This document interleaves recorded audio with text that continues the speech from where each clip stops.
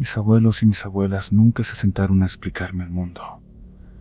A su manera me enseñaron a no tocar puertas que llaman solas, a no aceptar comida cuando el olor se queda pegado al recuerdo, a no ver durante mucho tiempo a quien nos devuelve la mirada desde demasiado lejos, y a escuchar con respeto cuando alguien que ya no está parece que vuelve para buscarnos. Esta noche vamos a abrir ese cajón de madera donde guardamos lo que asusta y lo que cuida. Estas son 4 historias de abuelos, unidas por la memoria, la advertencia y la certeza de que hay herencias que no se escriben en testamentos. Son herencias del miedo. Apaguen algunas luces, no todas. Mi abuelo Rodolfo no era de ciudad. Nació en un rancho y el ruido le mareaba. De joven, sin embargo, le tocó un trabajo que lo traía y lo llevaba a capitales. Contaba cables, medía postes, revisaba que la luz subiera por las calles como si fueran ríos de cobre. No más voy y vengo, le decía a mi abuela. No me encariñó con nada. Mentira. Se encariñó con los techos. Una noche de octubre le tocó quedarse en Morelia. Terminó tarde y para despejarse subió los escalones de piedra de la catedral como quien no quiere nada, sin entrar, solo para verla de frente. Le gustaba esa cúpula, decía, porque tenía el color exacto del pan que sacan del horno antes de la fiesta. La ciudad ya apagaba luces y los pasos hacían eco en la plaza, un eco que parece que camina con uno.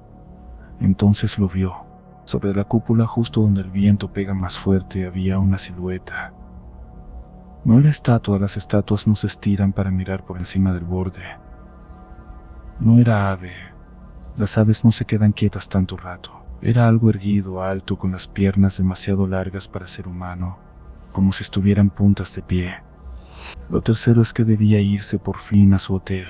Caminó 2 pasos y se detuvo.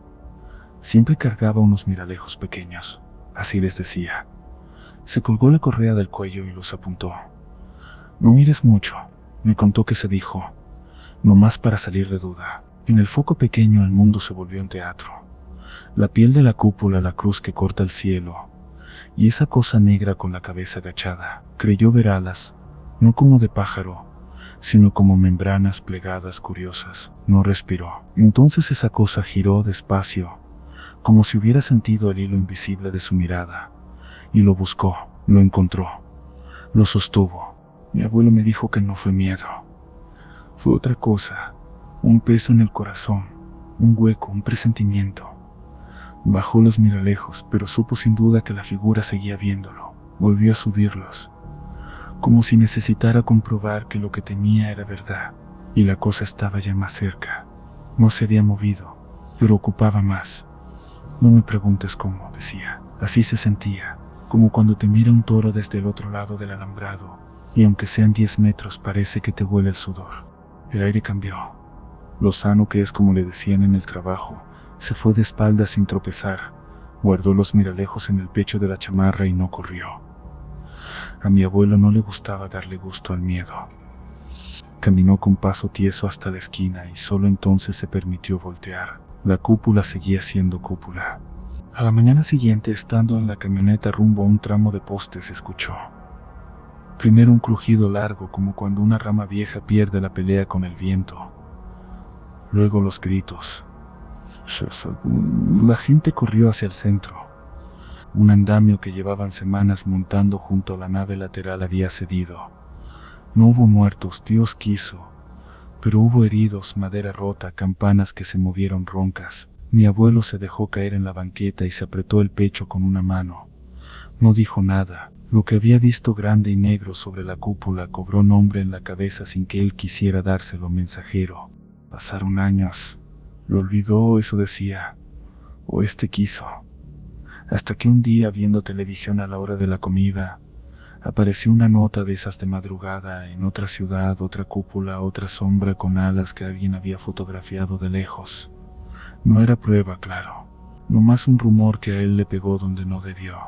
Desde entonces, a cada nieto que iba a trabajar a ciudad, mi abuelo le decía lo mismo, sin afecto, sin dulzura, como quien pasa una herramienta de herrería.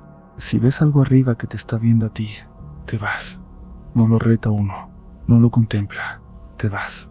Y por si dudábamos, agregaba, los techos altos hablan, nomás no a gritos. La última vez que pisó Morelia ya era viejo. Se sentó en una banca y sacó los miralejos. Los sostuvo frente a la cúpula un segundo y luego, sin mirar, los guardó. Ya no, me dijo. A estas alturas uno ya no busca pruebas.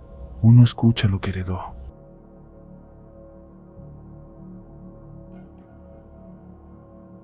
Mi abuela Julia era buena para las plantas y mala para las indirectas. Si algo estaba mal, lo decía claro. Por eso le creí cuando me contó de las 3 del cerro y de la comida que uno no debe aceptar. Vivían arriba, donde el camino se vuelve pura piedra y los nopales parecen guardias. Eran una mujer mayor y sus 2 hijas. Nadie les decía brujas en la cara. En el rancho eso no se hace. Pero se cambiaban de veredas y las veían venir. De noche sus fogones echaban humo cuando el de los demás ya se había apagado. En las mañanas, en el camino frente a su casa, aparecían puñitos de ceniza con hilitos rojos y alguna que otra pluma negra clavada con espinas. Son mensajes, decía mi bisabuela, mensajes de gente que no sabe hablar derecho. Mi bisabuelo Pedro era seco y derecho. Arriero. Tenía manos de mezquite y un carácter que no gustaba de sonreír cuando no había motivo. Las 3 mujeres siempre lo saludaban como si le debieran algo o esperaran el día de cobrárselo. Él les alzaba el sombrero sin mirar y seguía. Ahí comenzó la envidia, silenciosa trabajadora. Un mediodía, cuando el sol estaba justo encima del cerro y los insectos se callan un ratito, subieron. Traían una olla envuelta en un mandil. La mayor golpeó fuerte el marco de la puerta como si estuviera tocando una madera más dura que la nuestra.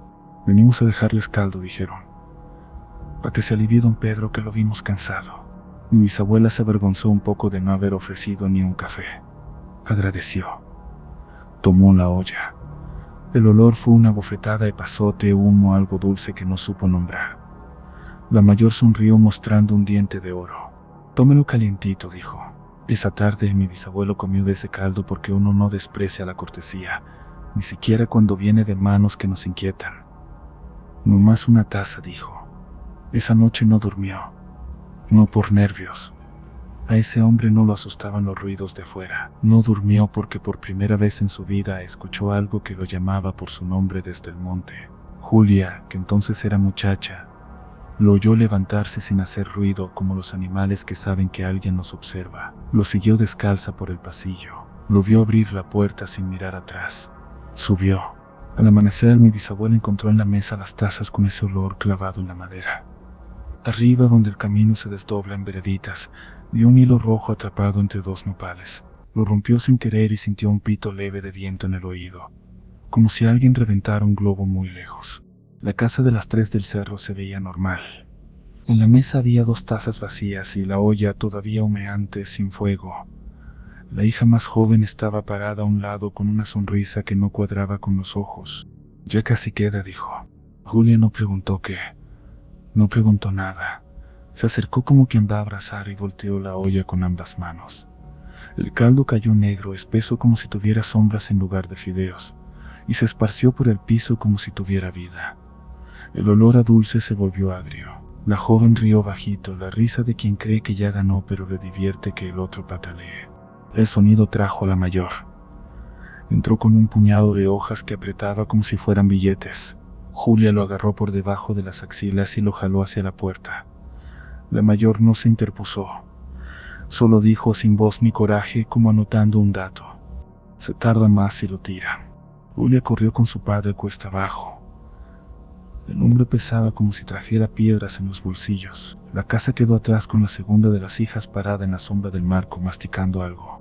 En casa mi bisabuela lo recibió con una escoba en la mano y con la otra el agua bendita que guardaba en una botella de refresco. Le lavó la frente, los pies y luego, contra todo pudor, le lavó la lengua con un paño mojado. Le habló no como se le habla a un enfermo, sino como se le habla a un niño al que hay que despertar. Aquí, dijo, no te me vas. Se turnaron 3 días. Pedro mejoró un poco y bajó la fiebre, pero cada medianoche se paraba. No abría bien los ojos, pero caminaba con seguridad hacia la puerta como el caballo que conoce el camino aunque esté vendado. Para detenerlo, la abuela puso una penca de nopal recién cortada en el umbral. La gente del rancho dice que nadie cruzado por la envidia se pasa un umbral con espinas frescas. Esa noche funcionó. Pedro tropezó, maldijo con voz ajena y volvió a dormir. El cuarto día, cuando el sol estaba todavía bajo, mi bisabuela se amarró las trenzas con hilo rojo. Si con eso amarran, con esto desamarramos. Agarró a Julia y a un vecino que no se acobardaba y subieron. No pidieron permiso. No. El piso recién barrido. No encontraron nadie, excepto un recipiente de barro volteado debajo de la cama. Adentro había 3 piedras redondas, todavía calientes, envueltas con algún cabello que no quisieron revisar de quién era. El vecino hizo lo que creyó que había que hacer. Rompió el barro contra la pared. Las piedras rodaron. Del cabello salió un olor a dulce que se volvió metal. El viento, que había estado quieto, entró a la casa con fuerza, como si hubiera estado esperando esa señal. Esa tarde Pedro despertó hambriento y enojado, como el hombre que regresa de un trabajo al que no se ofreció. No volvió a hablar de las 3. Cada vez que el camino lo obligaba a pasar por el desvío que sube a su casa, escupía a la tierra, no por grosería sino por corte. Mi abuela Julia, en cambio, me repitió la regla como quien repite un rezo, hasta que me la aprendí sin querer. No aceptes caldos de quienes te miran demasiado. ¿Y si insistimos?, le dije una vez. Entonces no lo tiras en la tierra, lo tiras al fuego, y te quedas a ver cómo chisporrotea lo que no se ve. Dicen que al tiempo la casa de las 3 del cerro se vino abajo. No por abandono, sino porque el cerro la devolvió. Nadie volvió a verlas. Una tarde el vecino que nos ayudó subió a cortar leña y juró que escuchó, entre el viento y las abejas, un silbido grave y un golpe de olla vacía golpeando piedra. A partir de entonces, en mi casa, cuando una olla huele a dulce sin receta, nadie la toca.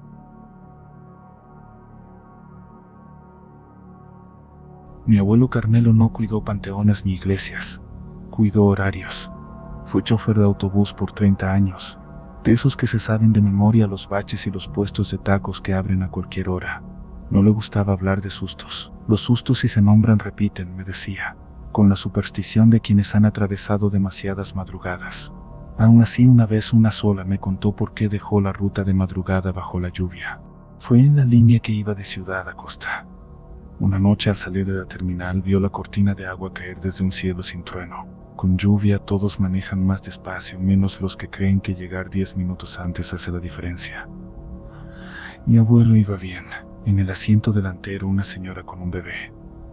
2 muchachos dormidos con la cabeza peleando con la ventana. Él con la medalla de San Cristóbal colgando del tablero. A la altura del kilómetro 87, vi limpia parabrisas hizo una pausa de esas en que parece que el mundo se borra por un segundo, y en ese claro lo vio una figura a la orilla de la carretera quieta. Iba de amarillo, como si llevara un impermeable de pescador. La luz de los faros le devolvió una cara blanca, pero no piel, yeso. Una máscara, limpia, sin dibujo, con apenas la insinuación de una boca cerrada. El brazo levantado, no en señal de ayuda, sino como quien saluda. Carmelo no paró. Bajar gente no es cosa de la línea. Había sombra, la lluvia no perdona. Aún así, esa boca sin gesto lo acompañó 3 kilómetros más, como si siguiera viéndola. Fantasmas de lluvia, se dijo. El camino se volvió curvas. Al salir de una, limpia parabrisas barrió otra vez y en el espejo lateral volvió a aparecer parado junto a un anuncio que ofrecía queso y gasolina, quieto a pesar del viento. ¿Cómo podía estar otra vez ahí si él no había parado? Subió volumen a la radio. El bebé lloró. La señora le dijo, ya mi amor, ya, sin saber a quién calmaba. El autobús, que siempre suena a caja y a combustible, comenzó a sonar otra cosa, golpes suaves sobre el techo, como si dedos muy largos tocaran la lámina, buscando un compás. Tac, tac, tac. Dejó de llover un poco. Los golpes continuaban. Hojas. Semillas. Tac, tac, tac. En el kilómetro 94, los golpes se volvieron más pesados. Una cosa es que caiga una rama, otra que caiga marcado, paso a paso, por encima de uno. Carmelo sintió la tentación de prender todas las luces y decir por el altavoz, no se me asusten, como si el lenguaje pudiera contener lo que se sale de lo normal. No lo hizo. Mantuvo velocidad.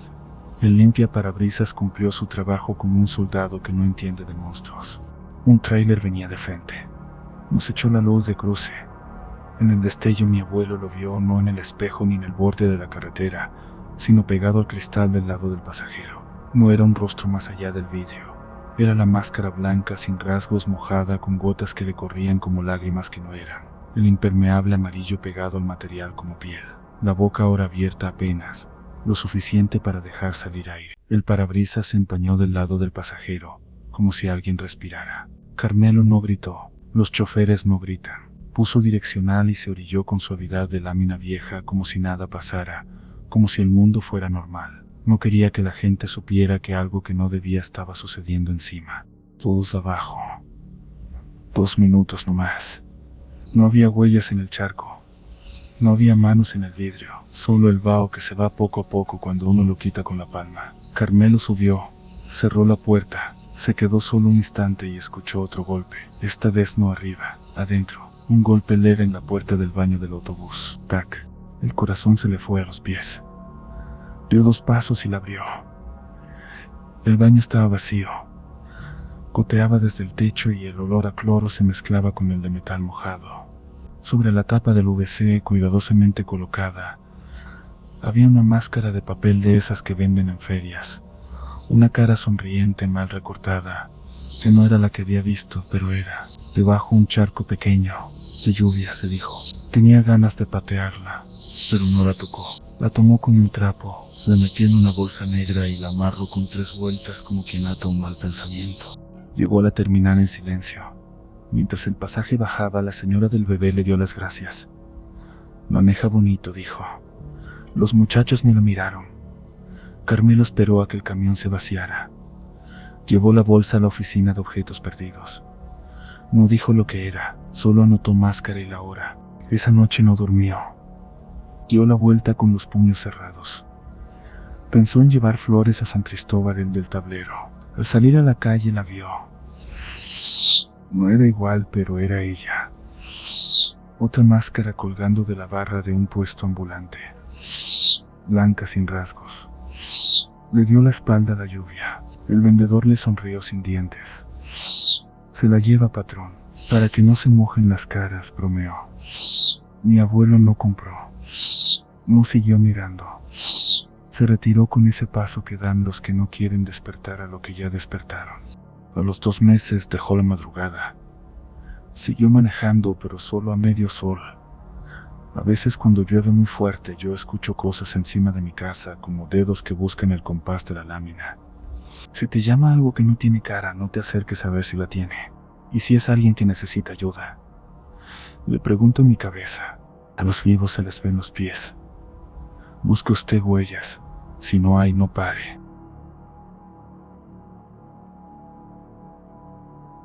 A mi abuela Delfina la quisimos por muchas cosas, pero a mí me dejó una herencia en forma de contraseña.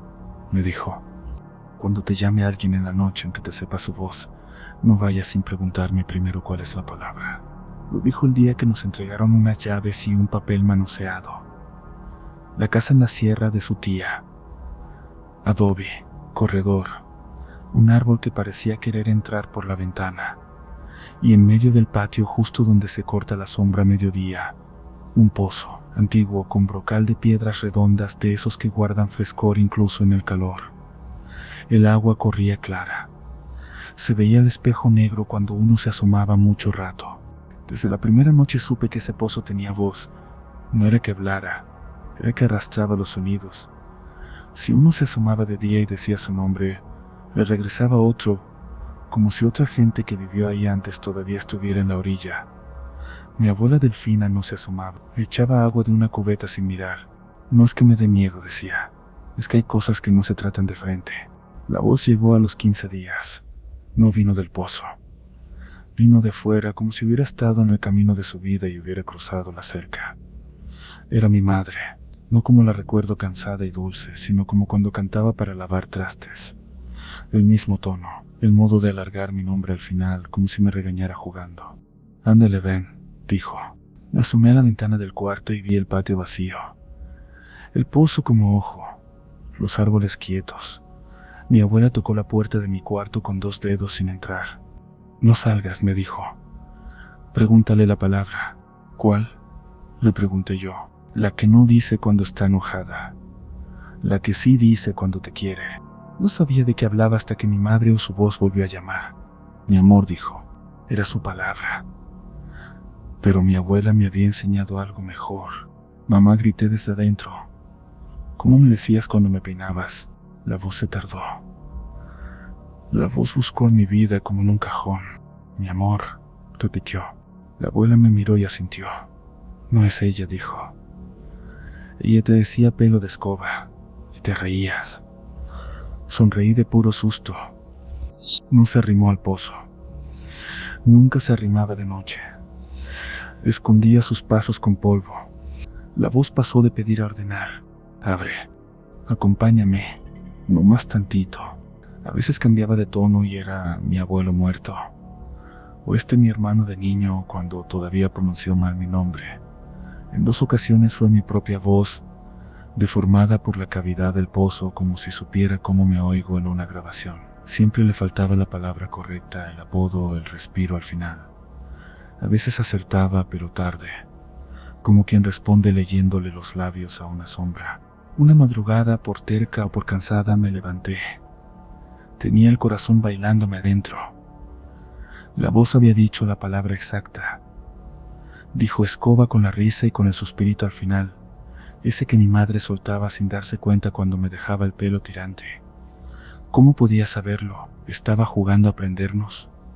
Me acerqué a la puerta. Si la vas a mirar, que sea por la rendija, dijo. Y no le devuelvas la mirada mucho rato. Me agaché. El patio era una mancha negra. El pozo una mancha más negra. Ándale, dijo la voz. No me hagas hablar sola. Se me erizó la piel como cuando uno se pone una blusa que todavía está húmeda. No por frío, por humedad ajena. Entonces, en lugar de abrir, mi abuela corrió el pestillo del corredor que da al patio. No el de la puerta principal. El otro, el que nunca usamos. Salió con un paso que me pareció de otra mujer, rápido y callado. Caminó con la cabeza arriba, como si no le importara ver. Se paró junto al pozo y volteó de perfil. Mira pues, dijo, no es tu casa. Yo me quedé helada. Nunca la había visto hablarle a la nada con ese tono de vecina que pone límites. Algo se movió entonces. No en el pozo, sino junto. No lo vi bien. No sabría describirlo sin inventar. Era oscuro, pero no sombra. Era un bulto que se sostuviera demasiado recto para ser animal. Se asomó al borde y se dejó caer adentro como quien se deja abrazar por una cobija. No chapoteó. Sonó a piedra. Al día siguiente mandamos a tapar el pozo. No con cemento, con tablas viejas y una cruz de ocote que un vecino cortó ese mismo día, de esas que sueltan olor aunque estén secos. Mi abuela colgó de la cruz un listón rojo. El agua en ese lugar no se acabó. Nació de otra vena unos pasos más allá.